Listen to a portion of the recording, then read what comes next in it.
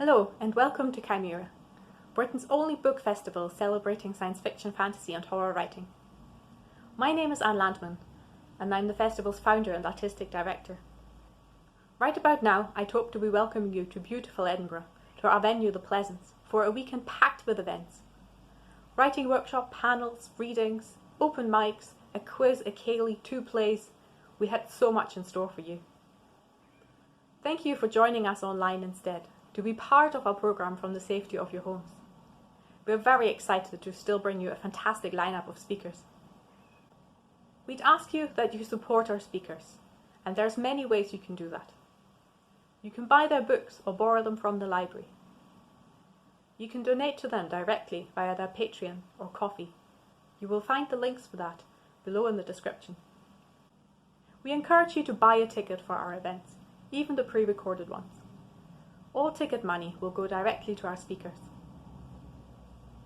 You can also donate to the festival, and all donations via the donation page will be split between our speakers, once we've covered our costs like the Zoom account. Thank you again for joining us in this brave new world of digital events. We hope you have a chance to check out all 33 of ours over the weekend. Please let us know what you think of them. Do get in touch via social media, the chat function in Zoom, or drop us an email on info@chimerafestival.co.uk. We'd love to hear from you. We hope you have a fantastic weekend, and we look forward to seeing you in person next year for Cymera 2021.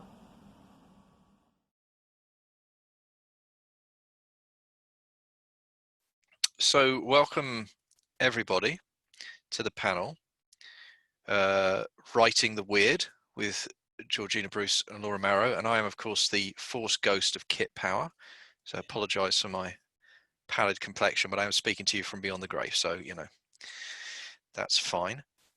So I'm going to introduce the two incredible authors who are going to be talking with us for the next hour. Firstly, we have Laura Marrow, who's been writing short fiction since 2012. Born in London, England, her stories have appeared in Black Static, Interzone, Shadows and Tall Trees, The Dark, Black Shock Books, Great British Horror Series, and a variety of other anthologies. Her debut novella, Naming the Bones, was published in 2017. Her short story Sundogs was a Shirley Jackson Award finalist, and Looking for Laker won the 2018 British Fantasy Award in short fiction, and her debut short story collection Sing Your Sadness Deep was published by Undertow Publications in 2019 to widespread critical acclaim. She's also a correspondent for Steel Chair magazine. So that's Laura. And we also have with us, we're honoured to be joined by Georgina Bruce, whose short stories have been widely published in magazines and anthologies, including Black Static magazine, Interzone magazine, Black Shock's Great British Horror Collection, and many others, and have been longlisted for the Bridport and Dyslexia Short Story Prizes. In 2017, her story White Rabbit won the British Fantasy Award for short fiction, and Her Bones, the Trees was nominated in the same category in 2019. This House of Wounds, which is a debut short story collection, was published by Undertow Publications in 2019, also to widespread critical acclaim. You may notice a trend there. And her novella Honey Bones was recently published by TTA Press. Please say hello and welcome to our wonderful authors. Bye. Great to see you both. I'm really, really proud and honoured to be chairing this one. I want to start with the collections that we're talking about here. So, Sing Your Sadness Deep and This House of Wounds are both, you know, they came out last year and they did cause a storm. I mean, I've never seen. It's been a long time since I've seen just kind of such a universally positive set of reviews on the back of collections coming out, and deservedly so. I've read them both, and I think they're both very powerful collections. I'd like to start by getting you to talk a little bit about the process behind A, pulling a collection like that together, and B, you know, the run up to publication and how that worked. So, Georgina, you happy to start? Sure, yeah, absolutely. Thanks for having us on, Kit, and these glowing introductions is really nice. I could get used to that. Carry on, what else nice to say? You should get used to it, you're awesome. Yeah, so the collections, This House of Wounds came out last year. I guess, I mean, it's all Undertow, really. It's them who kind of picked it up and wanted a collection. And I think the same with Laura, which you'll correct me if I'm wrong, I'm sure, is that Mike and Carolyn Kelly, who run Undertow Press, kind of spotted her talent and were like, you know, we want to publish you. So really it came from them. But the stories in the collection are a real kind of, it's 10 years really worth of writing. And thinking about this the other day, one of the stories in the collection, Crow Voodoo, that was I think one of the first stories I ever got published, and it was pulled out of the slush pile at Dark Tales magazines. Wow. By a young writer called Priya Sharma. Yeah. Wow. And it went on to be published in Dark Tales magazines, and they actually paid me a ridiculous amount of money for it. It was like £500. Oh, nice. Yeah, Nice. or $500, I can't remember, but it was a huge amount of money, so it was like really misleading. What the writing life was going to be like. I'm like, hey, I'm, you know, going to give up my job. It's just boring in it. But yeah, that's probably the most I've ever been paid for a story. Definitely the most I've ever been paid for a story. So yeah, they're stories from across the whole of my writing career, really. There's some stories in the collection that are pretty new. I think there's 3 or 4, I think 4 stories that were written in the last sort of 18 months to 2 years before publication, and the rest of them sort of at various points along those 10 years. So they've been published previously in various places. So it is a real kind of, you know, debut collection in that sense of just like gathering up what there is and kind of but trying to make something coherent out of it. And the sort of coherent bit of it was really Mike and Carolyn's doing, where I just sort of went, okay, here's a load of stories, and they were like, okay, well, like they kind of found themes and connections and pulled it together in a way that made it quite coherent. And also the cover art, I mean, I can't really overstate, I think, how important that is to the success of the collection. I was like, I've got the book here. Show it off. I mean, that is gorgeous. It is beautiful. Gorgeous. Yeah. And I never get over it. Every time I see it, I'm like, wow, we're so lucky to get that. It makes such an impact. I mean, Undertow have a fantastic reputation. All their covers are amazing and they just get better and better.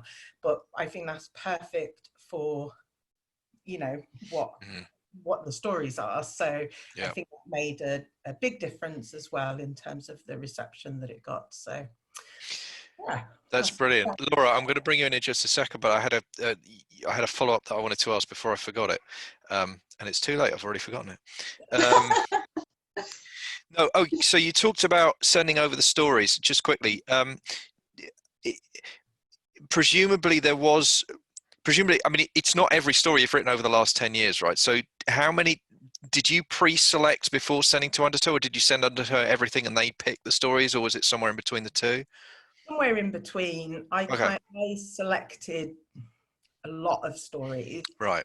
And Undertow then sort of said, well, we don't want that one, and that one. Okay. Georgina. So yeah, because I've never done that before, and I hadn't curated a collection myself. Right. So I didn't really know what I was doing. Yeah, I didn't know what I was doing. So it was great that Mike and Carolyn really did have a vision for it, because I definitely didn't.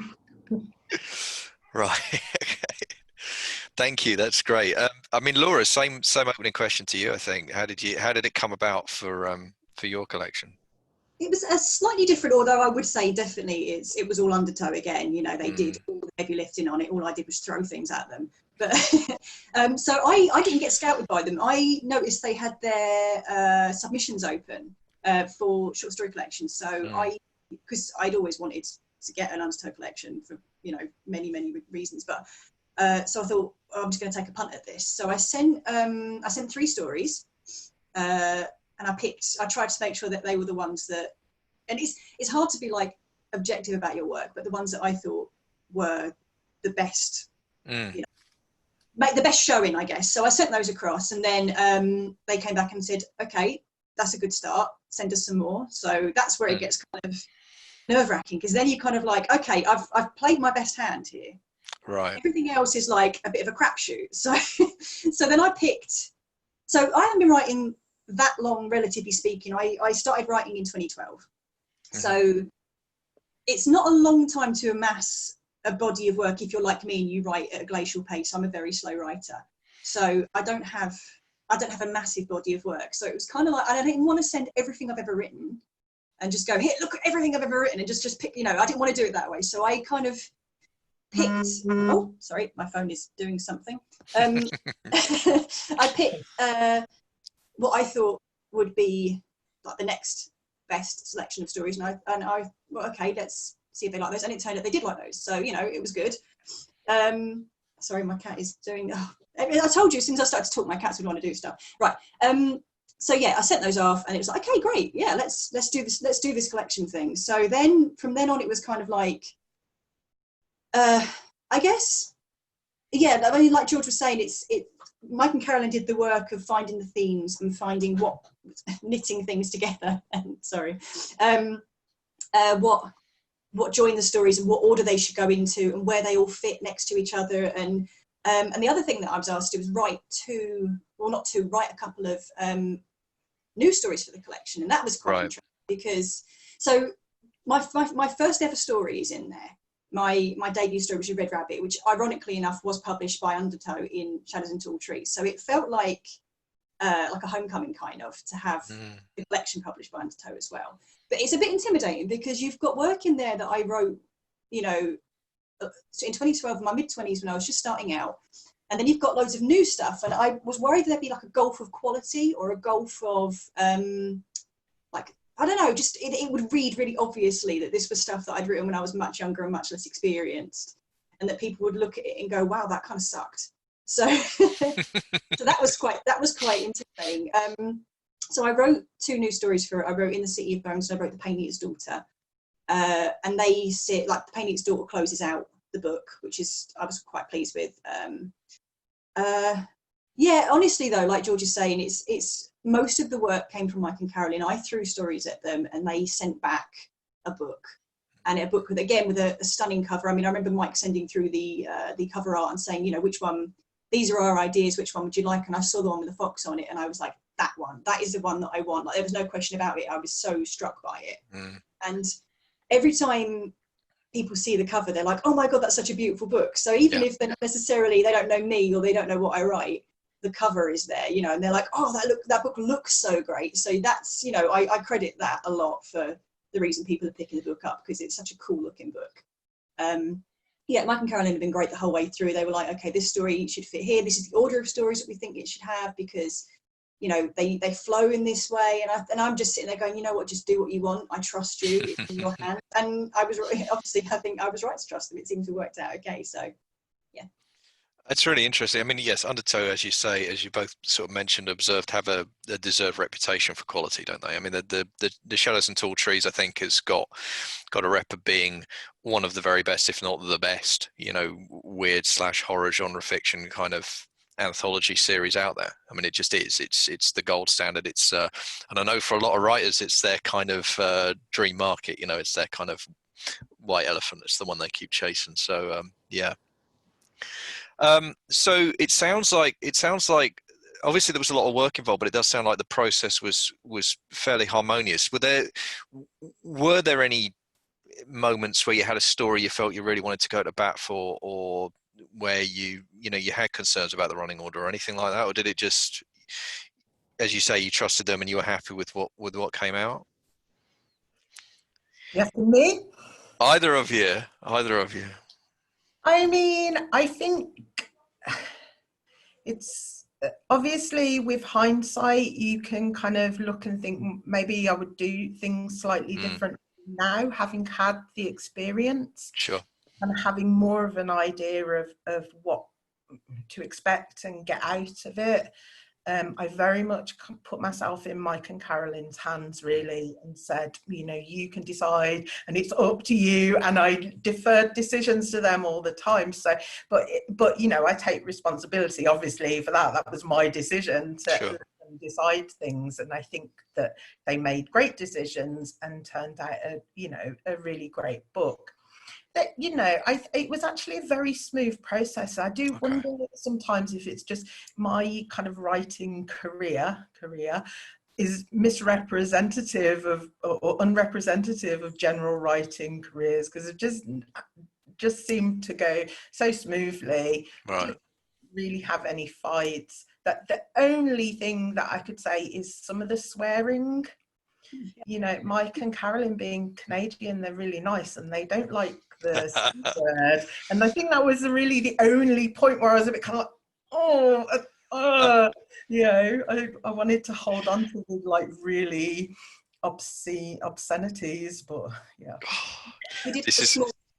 We did have a small battle over the C word in one of the stories, I have to say. But like, again, you know. I wondered, Laura. I did wonder. You know the one that I mean. I know exactly what you mean, because like I was reading the collection, I was like, wait a minute. Yeah. I remember that.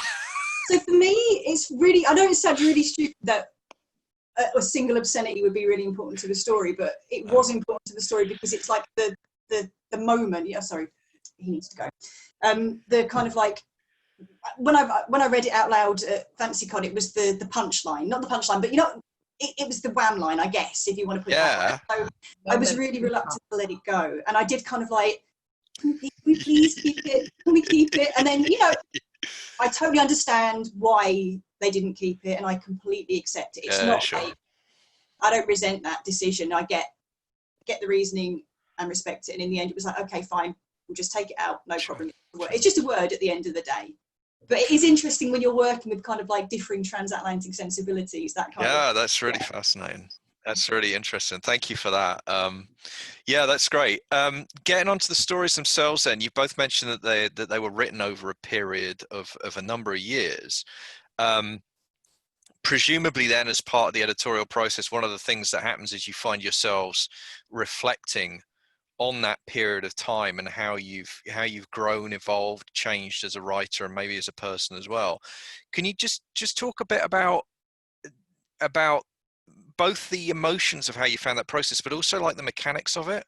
You know, what lessons did you draw as a writer sitting down now in 2020, looking back at the collection? What things did you pull out of going over, you know, 5 or 10 years worth of work? Whoever wants to take it, I don't mind. Whoever wants to start, sorry. I mean, it was interesting for me because I definitely feel that there's a progression in my stories in terms of how much I want to experiment formally.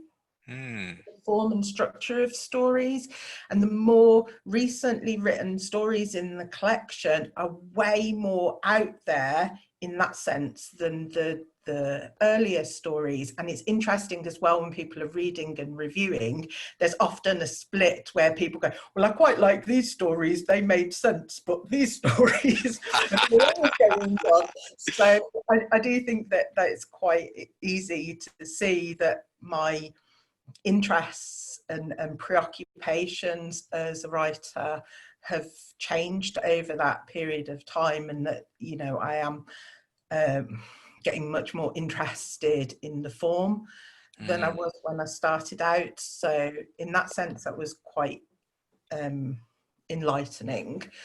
It's just interesting to look back over that period of time, and, you know, I still like pretty much all the stories I've written, I think.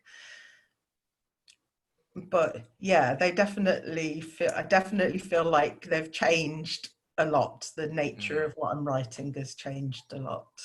Okay, that's interesting. Laura?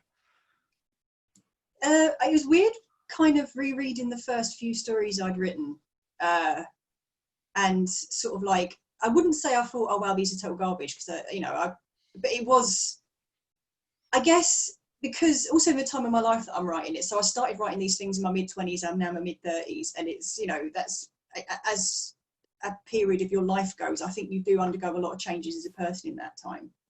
And so it's almost like watching myself, this sounds really wanky, but it was almost like watching myself kind of grow up a little bit and like find my voice, if that makes sense. Like, I don't know if that makes sense, but so the stories, like I'm reading Red Rabbit and I'm like, I can see me in there, like I'm there somewhere, but it's not the me that I am now. So the urge to kind of completely rewrite it was strong.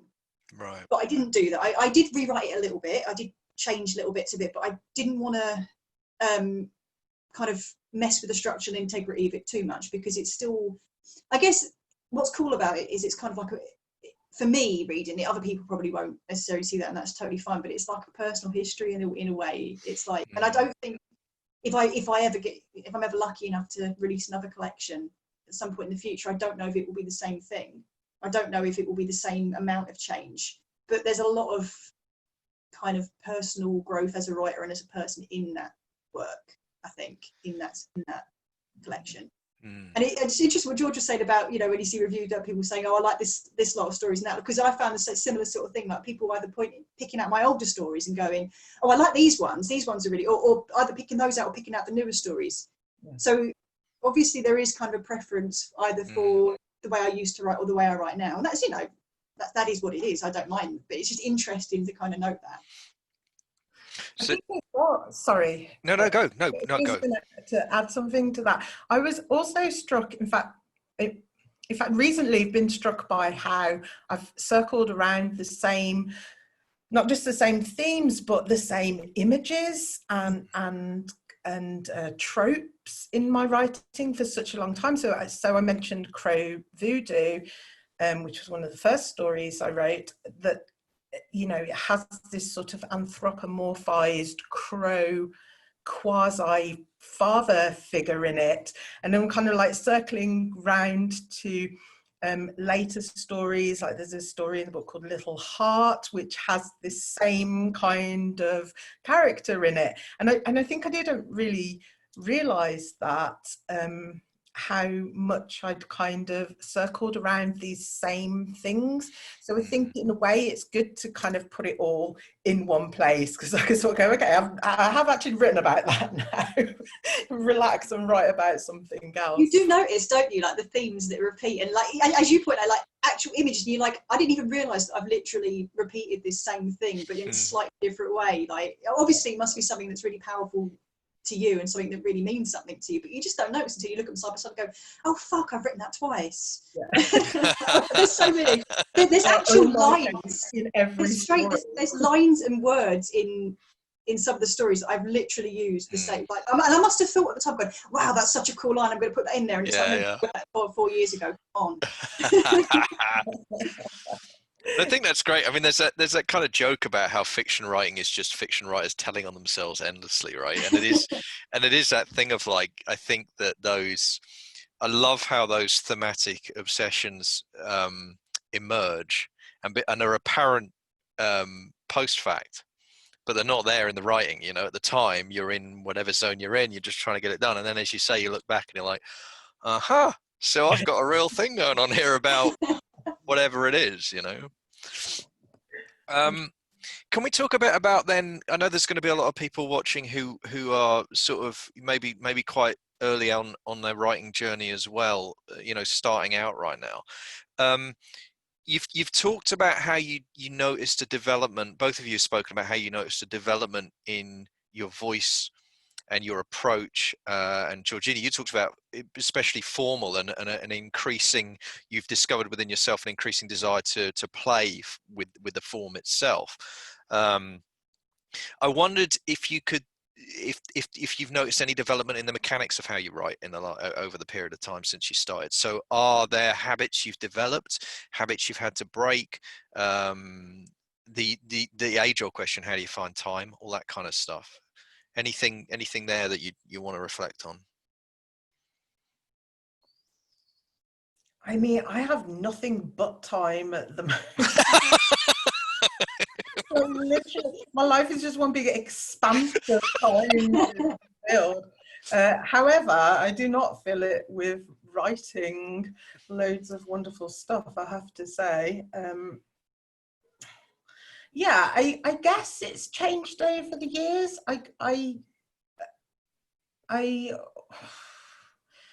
But I suppose it's the same in the sense that I do need to feel like I've got a chunk of time. If I'm going to write something, I'm not somebody who can go, oh, I've got 10 minutes, I'm going to, get down 100 words. I'm very much like, I need to know I've got an hour or 2 hours at least in front of me so that I can, ponder slowly every single bloody sentence. Yeah. But there's such good sentences. Okay. It's worth the effort. It is. Worked on for, literal years. So it's bloody good by now. So yeah, I mean, I'm slow and needy as a writer. I need to feel I've got time and space and quiet, which is not always easy to come by, and a quiet mind, which is even harder to come by. So yeah, I'm not probably the best person for encouraging writers in that sense, because you sometimes come across these people who are like, yeah, you've got 5 minutes, just write anything, write anything, just shut everybody out, and are really encouraging and positive about it, and I'm like, oh no. Need a dark room and But is that itself, does that represent a kind of learning process for you? Were you trying to write the other way and you just couldn't get it done that way, and you've learned that this is what you needed? Or I've tried everything. Right. I probably will experiment in different ways, and also I think to an extent different projects require a different process, and I think, well, that's interesting. Yeah, it's not that you can always do the same thing. It's like, what does the story demand of you? And I think sometimes the stories that I write are very demanding in terms of what they want from me. So I know that sounds really wanky, to borrow a word. A bit sort of mystical and whatever. I guess I am a little bit like that about writing. I sort of think that the stories choose you. And they maybe sort of flitter around lots of writers, and I think this is why I often get really difficult stories, is because I kind of go, okay, to me that other writers will sort of go, well, obviously I'm not going to try and write that.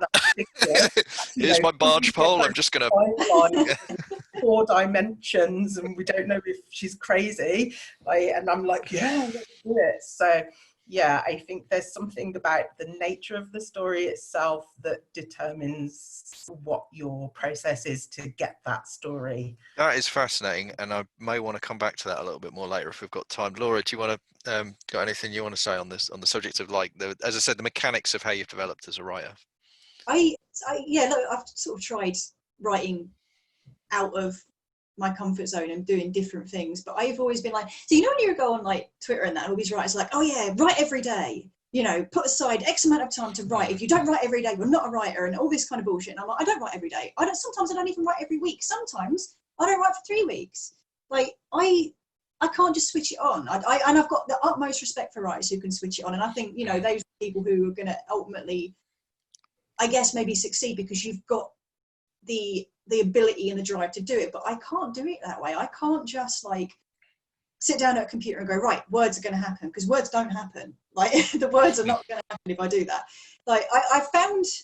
I guess one thing I have found is that I am very easily distracted, and I'm very easily chasing shiny ideas and shiny things, not even necessarily related to writing. It could be other things.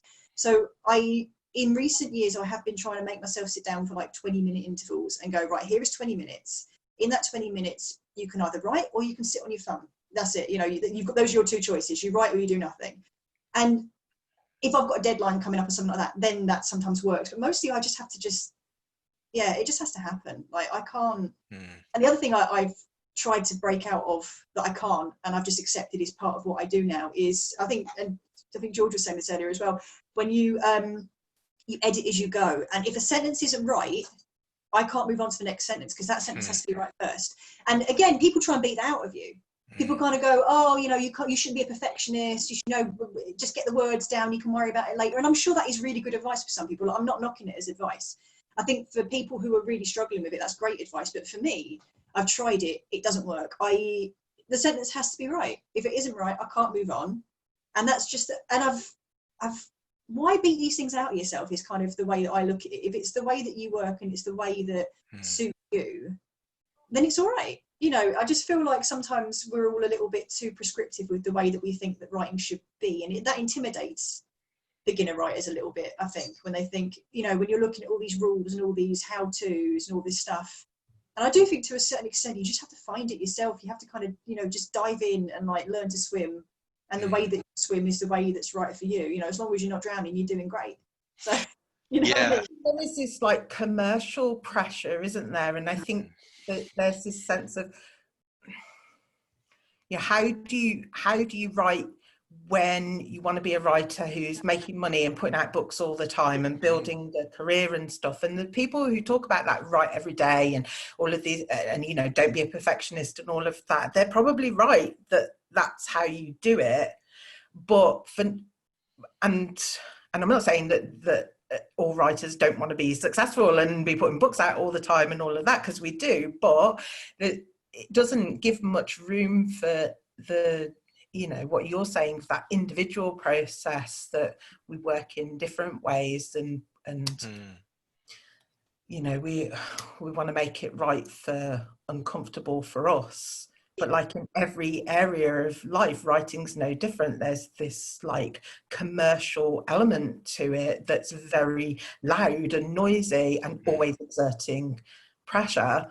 So I think that's maybe why we do feel a bit kind of defensive about the process and not writing every day and things like that. I think it's hard when you're a slow writer. Like, you know, I don't produce a huge amount of stories a year, and I think there is the anxiety that if I don't produce X amount of stories a year, am I going to be forgotten? Am I going to be left behind? You know, do you know what I mean? And I've tried to kind of beat that out of myself as well, because when I first started writing short stories, I wrote them because I just had stories in my head that needed to be on paper, and it was a friend of mine that said, like, why aren't you sending these out? You know, it didn't even really occur to me that was a thing that I could do. And, you know, I'm not saying that's a bad thing. It's great. I love my stories in print. Who doesn't? You know, I love people reading my stories. That's great. But I find that if I let myself get too swallowed up in the commercial aspect of it, that you need to have a presence. You need to have, you know, you need to be a writer. You need to, you know, you need to have that writerly presence. You need to produce. You need to hustle all the time. If I get too swallowed up in that, then writing becomes a chore. It's not fun anymore. It's not. I've always written because it's something I want to do. And it's something that I do because I find it, in some kind of weird masochistic, brain-tearing way, I find it enjoyable. But it's not enjoyable for me if I'm doing it because for the hustle. I'm doing it because I need to be a writer. You know what I mean? I don't know if that makes sense. I don't know if I'm making any sense, but you know what I mean? No, absolutely. I mean, I think for me, maybe tying together what both of you said in a way, that there's a kind of modern cultural, political, social obsession with productivity, right? And that, I mean, I'm not going to get to leftist theory on everybody, because what's the point? But I think there are reasons why there are structural reasons why we're obsessed with productivity, and I don't think it's always the healthiest impulse. I also did just want to say, it's interesting to me hearing you both talk, like I tend to be a kind of word vomit writer. My first drafts tend to be very fast. I am just like keep going because I need that. But I don't think that saves me any time at all on your process, because, for example, my novel ended up 10 drafts before it was ready to go out the door.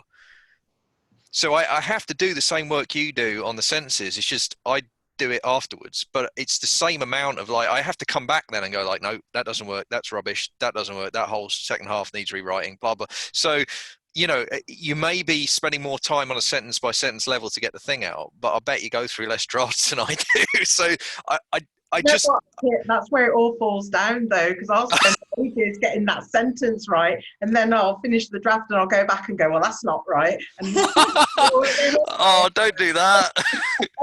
I had a theory then. Don't do it all adds up. I'm conscious that we haven't I haven't yet used the words weird or mythology, and we are getting on for like halfway through, so I guess we should really start talking about that kind of thing. Both the collections feature stories that I think either play with mythologies or in some cases invent mythologies in really like genuinely fascinating and exciting ways. I think both the collections deliver that amongst many other things, but that's certainly a strength of both of them. I guess how would you feel? Let's talk a bit about how you kind of approach that. What decisions are you making when you're trying to create effectively a new mythology, or you're trying to put a spin on an old one? What are the things that you're thinking about when that's something you're trying to do with a story? Probably going to be really unhelpful here, because like I don't think an awful lot about it, and I think that might be because I grew up. So my granddad used to read me like Greek myths and Roman myths when I was a kid. Like instead of fairy stories, that's what I grew up with. So I've always had a sense of mythology and folklore, and I've always been a little bit obsessed with it. You know, things like my favorite book as a kid was Watership Down, which is basically, I mean, on one hand it's like the Odyssey with rabbits, but on the other hand it is in itself just this entire mythology. It's a language, it's a culture, it's incredible, you know. So I've always had that inside of me as something that I find interesting without really realizing that it was something that I found interesting in.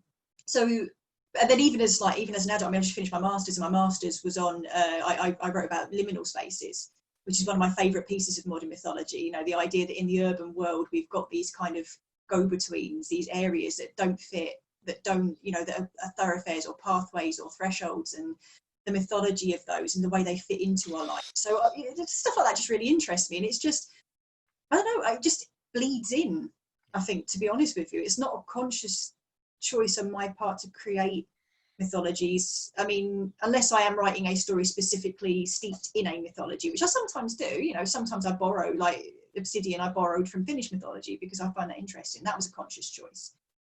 But like, if I'm creating mythologies, it just, I think the world, whether you kind of see it or not, is full of mythology now.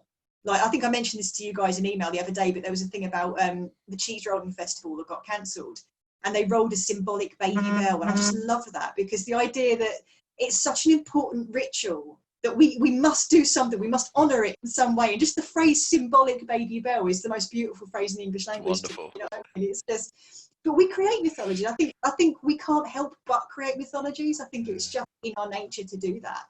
And I just, where they exist in my stories, it's just, I can't help it. Yeah, I mean, I'm struggling to think of a mythology that I'm creating, to be honest. I guess I don't feel that that's something that I do, or if I do, I'm not doing it on purpose. Okay. Maybe That's I fair. should, because it sounds really cool. But yeah, it's not something I particularly think about in those terms. But I mean, I would agree with Laura, that kind of urge, that need for creating myth and meaning out of everything, that's just fundamentally human, isn't it? That's what we're like. So. And what about the weird? I mean, one of the things that we, you know, to give the audience maybe a bit of sort of inside baseball, we talked about the term horror a bit. We kicked it about a bit, and we settled on weird instead as what we'd rather be talking about. Maybe would either of you mind unpacking why it was that you felt that you preferred that, and what do you think about the relationship between weird and horror, if there is one? I know, Georgina, you've expressed some opinions about horror on Twitter. I don't know if you want to get into that or not. Well, you know, completely up to you. I'm not. Yeah. Sure. I mean, I think this is something that I've kind of been going around. I mean, you know, like I said, I've got all this time, so my head is full of just inconsequential nonsense. But yeah, thinking about horror, I think when I started out writing, I never thought of myself as a horror writer at all, and I don't think that I write horror. But when I got a story published in Black Static magazine, then all the horror writers were like, "Oh, one of us," and I was like, because you know, these people write amazing stories, and they read stories, and they buy books, and so that was great, and was really happy about that, and still am. I'm not rejecting my people, but I do think that I don't write horror. I don't think I'm a horror writer. And I know that some readers and people would dispute that, and that's fine. I'm, you know, it's not a hill that I want to die on or anything like that. It's just how I feel about it. But certainly one of the reasons for that is because all of my influences, nearly all of my influences, are from science fiction. They're not from horror at all. You know, almost every story that I write is science fictional. They're not all, there's some like fantasy kind of stuff, but a lot of them are science fictional, and the writers I kind of grew up on being interested in are science fiction writers, and that's my intersection with the weird, because I would think of a writer like Philip K. Dick, who was, you know, for many years my absolute like hero in writing,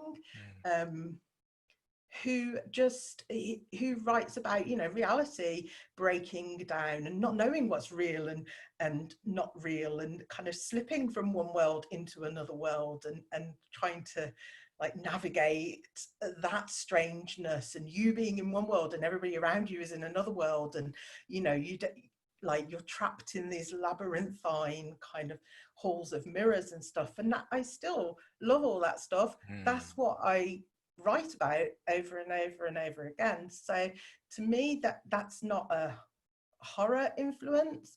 That's very much science fictional and philosophical and psychological, and doesn't really have its roots in horror. Right. Does that make sense? Yeah, of course it does. Absolutely. Laura, did you have anything you wanted to add to that?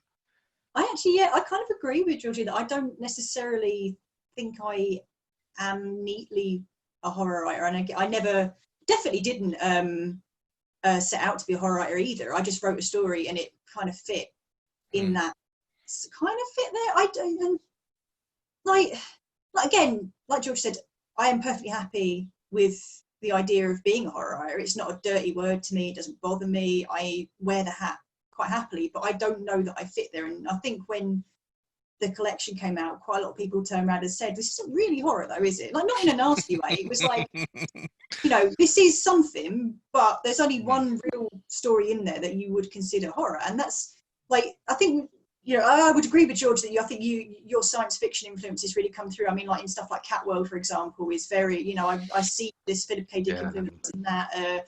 Like the Dreamy People are a really classic kind of, but seen through a mirror kind of, like the sci-fi but turned sideways. I think for me it's more like, so my influences, apart from like the really early stuff like Moomins, and I guess it would be like Moomins and Watership Down, but then as a young adult reading stuff like Neil Gaiman and China Miéville and stuff like that. So I think I almost come at it from a I don't know what I come at it from, but my stories are kind of about the real world, but the cracks in the real world almost. Like I don't know that they're horror, but they're about what if the things that what if in the real world there were things that other people couldn't see that you can see? You know what I mean? I think that's, and maybe people find that horrific, and I understand that, I can understand that, but it's more, I don't want to say I write magical realism because I think that's probably not true, but I think if I'm influenced by anything, it's that kind of the specific magical realism that people like Neil Gaiman and, you know, China Miéville, that whatever you want to call that, I don't know what we call that, but that's kind of that's what I'm influenced by anyway. Sure. Okay. Yeah. I mean, I've heard the phrase urban fantasy. I don't know to what degree that applies, but there's maybe some of that in there, urban mythology. But yeah. It's okay. Definitely fantastical. Yeah. Probably more fantasy than anything else, but I wonder if that's what makes it weird or makes it feel weird, is precisely that connection to the real, and then undermining what's real, and, you know, exposing the cracks in reality, and sort of going, oh, you could fall down through that one, and you know, maybe that's the kind of substance of weirdness actually, that it's not necessarily to do with the emotion or the feeling of horror or fear or repulsion, but that it's, you think you understand the world, and then you see that you really, really don't. Yeah. And it's just not what you thought it was. Yeah. And that's weird and kind of, yeah, uncanny, I suppose. Uncanny, yeah. And maybe that's what people find horrific about it. Maybe it is the uncanniness. And maybe for some people, you know, I've always thought that horror is an affect rather than a genre, which I know is very pretentious and poncy of me, but like that's why I think horror is in everything. And maybe when people are reading the weird, because it's unsettling and because it's uncanny and because it's peeling the edges off the world in a little bit, maybe that is horrific for some people, and that's a completely valid and legitimate response to it. I mean, it's funny, there are people for whom horror is just everything that they like. They're like, it's horror. and it belongs, and I've done it as well with things that I like. I'm like, well, I'm calling that horror and I'm going to write about it in black static because, you know, it's horror as far as I'm concerned. But then I certainly had the reaction from readers going, well, you know, you told me Georgina Bruce's book was horror and it's not horror, and have been either disappointed or sort of like, well, you know, I still like it, but it's not horror. And I think they're probably right that it isn't. Okay. Yeah, I mean, I'm certainly I'm a kind of militant horror is everywhere kind of person. I'm quite, and I'm you know, I'm unashamed about that. I'm quite, you know, I like, and I let people know that's where I'm coming from. So hopefully there's not too many miscommunications.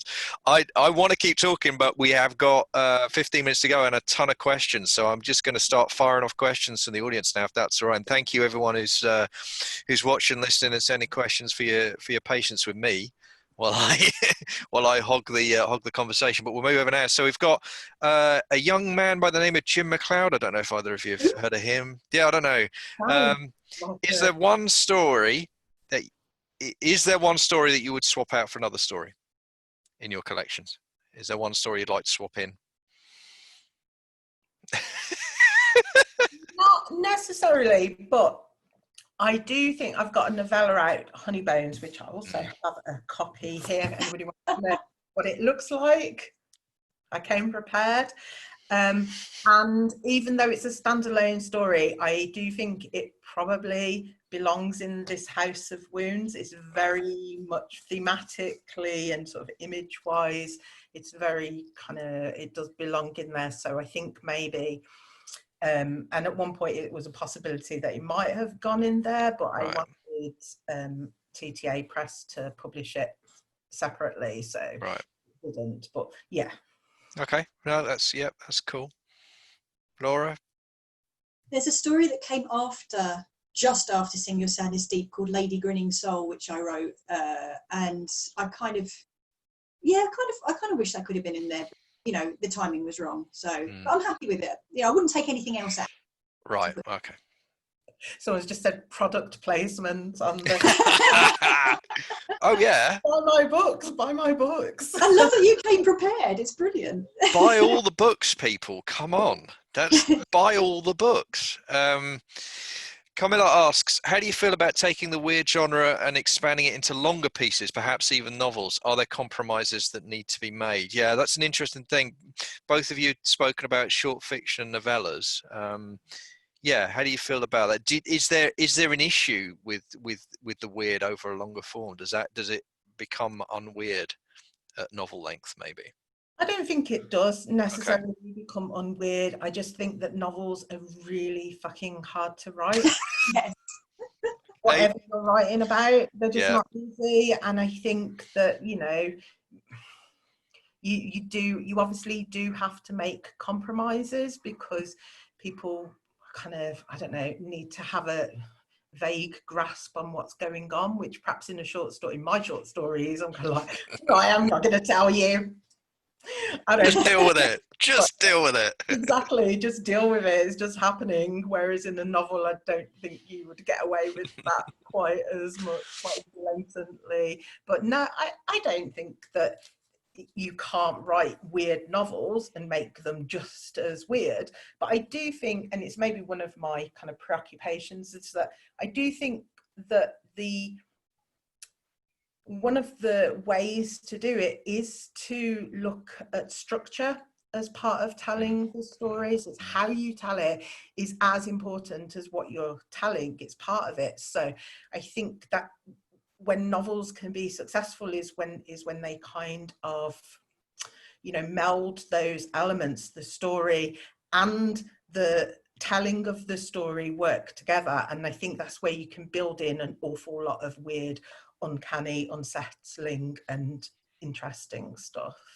I sense a forthcoming uh, class from you on form and function. The stuff you're saying on this is really interesting to me. So I, give this some thought, because I think you could run a workshop on that, and I'd be there in a second. This is really interesting stuff. But nobody wants to do it, because nobody wants to write those stories, because nobody wants to read those stories. Well, they just go, what is it? I do, and I'm sure other people do as well, actually. So yeah. Anyway, sorry, Laura. Same question to you. The weird and long form. It can definitely be done. Yeah, 100%. I've read some fantastic weird long form works that either have intersections with science fiction or intersections with I mean, the one that I read recently that I really loved was Victor Laval's The Changeling, which is, again, the weird and the real side by side. So it can be done. I don't think I can do it. I don't think I've got that capability. For me, I like the weird in the short form, because you drop someone in and you make them walk around the dark forest and you leave them there, and that's great. You know what I mean? I don't want to do personally spend too much time explaining the weird. And I think that in a novel you fall into a trap where sometimes you kind of have to explain the weird, and that's where I fall down. And I think some of the weird novels I've read have fallen down because I don't think the weird needs to be explained, and sometimes it shouldn't be explained. Also, you can't explain it, otherwise it stops being weird. It's not weird anymore. Exactly. So but that's a big fault. I mean, I'm very allergic to exposition, Right. Yeah. And I think that a lot of writers do come, they lose their nerve. And interesting. I better set this all out, otherwise I'm going to lose people. Which is, it's a risk. It definitely is a risk. But then, you like Laura says, you explain it all, and it's just boring because we understand it. And mystery's gone, weirdness is gone. Yeah, I mean, I agree. I think once you've explained it, it's not weird anymore. It's by definition. I mean, and that doesn't mean it's not something else that can be fun or valuable or whatever. But yeah, it's a different thing. And Shell asks, how to keep writing horror when the world is the way it is, sort of horrible and weird. Georgina, again, I know you've expressed opinions on this recently. Yeah, I actually asked this question in the panel yesterday with Lisa Tuttle and Ramsey Campbell. I said, it's reality out-horroring horror and what to do about that. And they, being very kind of veterans of the field, were just quite blasé about it. And they were like, yeah, just, keep going, do your thing. And like, people still want to see their lives reflected, and people still want escapism and all of that. So that's probably the answer. For me personally, I'm like, yeah, don't write horror, write something else. Okay. Tracy Fahey was saying in her panel that she has kind of given up horror for the time being, and she's writing some, can't remember what she was saying, Regency romance comedy or something. So, which sounds amazing. It's Tracy Fahey, so it will be. Write something else. I think it's right. Some people want more horror at these times, and some people really just go, like, I don't want this. And I do think, like, sorry to hog the conversation, just be very brief. I do think that one point to make is that kind of politically, and I know I was one who said, let's not go delve into politics. No, sorry. Politically, I think that writers often talk about, using writing and reading as a way to kind of engage people and to kind of process the world politically. And I do think if that's your aim and what you're doing, why would you be writing these really horrible, dark, nasty, dystopian kind of situations? Like, maybe it's time for more utopias. Let's kind of envision a world that works better. Let's envision a world where things are fair and people are equal. What would that look like? There's still stories to be told. We don't have to be so negative and pessimistic about everything. And So, you know, short answer is like, write what you want. If horror's not doing it, write something else. But, you know, longer answer, maybe think about, let's write nice things. Laura, did you have anything you wanted to add on that? I mean, like, as a permanently anxious person, I can see the appeal of horror as a way of kind of processing, almost like a catharsis, if catharsis really exists. I don't know that it does, but like, I do understand that appeal. And I've definitely done that myself in the past, where I've tried to process something that's difficult, and I've done that through fiction, and it's ended up as a story. But for myself at the moment, I'm writing fan fiction, because like, I need brain candy, man. I need brain candy right now. The world's dark. The world's hard. Everything's difficult. Everyone's suffering. And I fully respect people's need for catharsis. I fully respect people's need to process things through fiction, and that is respectable. But for me right now, I need to escape to somewhere that's a little bit less grim. And if, you know, I've always wanted to write, this is really like self-indulgent of me, but I've always wanted to write a post-apocalyptic story set in like a pacifist world where people help each other. Like, you know how in Walking Dead and that, everyone's trying to kill each other and resources and that. And I'm like, yeah, but what if a world like the world that we're kind of seeing right now, where people are baking bread and taking things around to their neighbours, because that's the real apocalypse, right? That's what's really happening, is actually we come together, we knit masks, we sew masks for each other, and like, you know, we do yoga classes over Zoom for one another, and we come together. Where are those stories? I agree with Georgina. Where are those stories? That's the reality of it. That's the world. I want to see more of those. I want to see that. I want to see a world where we don't all get our AK-47s out and indulge our fucking libertarian, you know, bunker fantasies and shoot each other. Where's the nice shit, man? Where's that? Having said we weren't going to talk about politics, I feel us edging on to the whole the inherent conservatism of horror, which is something I always get in trouble for talking about. But maybe let's not. Given that we've got 3 minutes left, maybe let's leave that particular can of worms up on the shelf. But let's put a pin in it, because I want to have that conversation at some point. It's fascinating stuff. That's great. I'm going to run through these as quickly as I possibly can. Ellis has asked, this is about the earlier comment you both spoke about, repeating images and themes. And Ellis asked, once you've spotted a repetition, does it break the pattern? Do you consciously try to move on to something else, or are you happy to keep going back and digging deeper? No, I'm done. We're all I'm serious. All this stuff, great. House of Wounds and Honey Bones, that's it. You're not going to see that same stuff from me again now. Like, I'm done. It's come full circle. I'm happy with what I've put out on those screens, and that's it. Great. That was a very clear answer. I would like to say that I'm done. I probably might unconsciously insert it in there somewhere, because I can't help picking at the scab, you know what I mean? But like, I wouldn't consciously re-explore it, but my brain has a habit of sticking things in there anyway, whether I want to or not. And it's only after the fact that someone goes, hey, look, it showed up again. I'm like, shit, why does it keep following me? You know what I mean? So, yeah. It's this myth that we're in control of it. Yeah. I'm not. The great lie, yes, that we have any control whatsoever. No, that's great. Priya asks, with Honeybones, did Georgina deliberately invent traditional Gothic tropes? Did you mean invent or invert, Priya? Sorry. Found the treatment of ghosts, vampires, monsters, imprisoned first wives, creepy dolls radical and interesting. Thanks, Priya. Hi. Reinvent. Okay. No. I didn't do it on purpose. I think there's a lot of stuff. Actually, there's so much stuff in that, you know, it's a really short novella, but there's so much stuff in it, and partly because it's condensed down from like bigger things. Sorry. Oh, that's great. I'm really firing through because I want to get as many of these answered. And we've basically got a minute left. And this is Sutton asking, and Sutton in their question appears to be identifying as a relatively new writer. So I definitely wanted to ask this question. So do you have any advice for someone trying once more for the umpteenth time to get serious about her writing? Is it worth pushing through for a debut novel, or is it becoming more okay, in inverted commas, to create collections to make a name for yourself? I mean, I think I know what the answer is, but I'm happy for...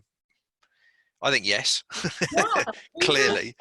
it's fine. What do you Yeah. feel drawn to? Because that's the thing you're gonna like follow through on. What is it when you think about it? You kind of get a little spark of excitement or interest. That's the thing to pursue, because if you don't feel that, it's just going to be a slog. And you should be serious about it. You should be serious about yourself, your life, your creativity. You know, you have a voice and you absolutely should be putting it out there. You have every right to do that. So yeah, just take it seriously. Mm. Yeah, and I think I mean we're reaching time now. What I'd say directly in response to that question is, like, you know, you've just heard Laura and Georgina speak to you for an hour. They are two of the most exciting authors working in genre fiction today, right now, full stop, no qualification whatsoever, okay? And at the moment, at the time of speaking, neither of them have a novel out. Doesn't matter. Doesn't matter in the slightest. Doesn't change any of that. Doesn't qualify any of that. They are spectacular writers writing spectacular fiction. And you know, and that's it, full stop. So no, absolutely not. You know, the novel's a great form. I love novels, but to feel that in some way, you know, that not having written a novel or not having a novel out, it limits you or reduces you as a writer is, I can't think of a polite word to describe that, but it's not true. It's not true at all. Yeah. So that's it, really. Yeah. Okay, we are at time. I want to apologise to the people whose questions I didn't get to. There were a couple there. I'm sorry. I did get through as many as I can. But can you please show all your love and appreciation to Laura and Georgina, two absolutely fantastic writers, for their time today. That's been absolutely wonderful, and it's been a great privilege to talk to you both. Thank you so much. Thank you so much. Thank you everybody for coming along and listening and asking your questions. It's really, really nice. Wish you could see your faces. Thank you for having us, everyone. Thank you for inviting us into your houses or gardens or sheds. Big hugs to everyone. Yeah.